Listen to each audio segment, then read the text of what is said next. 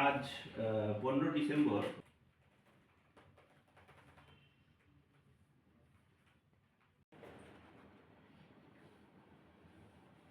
আজ 15 ডিসেম্বর 2025 তারিখে গোপন তথ্যের ভিত্তিতে উত্তর জেলা, ঊনকোটি জেলা এবং ধলাই জেলায় 3টি বিশেষ অভিযান পরিচালনা করা হয়েছে। এই অভিযানে উত্তর জেলায় টোটাল 44,000টি ইয়াবা ট্যাবলেট উদ্ধার হয়েছে এবং তার সাথে 3জন মহিলাকে আটক করা হয়েছে।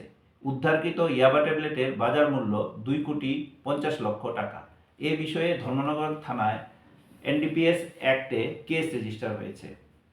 দ্বিতীয় অভিযানটি ঊনকোটি জেলায় হয়েছে এবং এই অভিযানে 26,000টি ইয়াবা ট্যাবলেট উদ্ধার হয়েছে এবং এই উদ্ধারকৃত ইয়াবা ট্যাবলেটের বাজার মূল্য আনুমানিক 1,50,00,000 টাকা এবং তার সাথে এই বিষয়ে 1জন মহিলাকে আটক করা হয়েছে।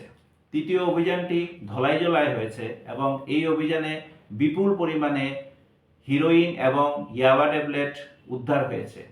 সিজার প্রসেস এখনও চলছে এবং এই অভিযানে টোটাল 5জন লোককে আটক করা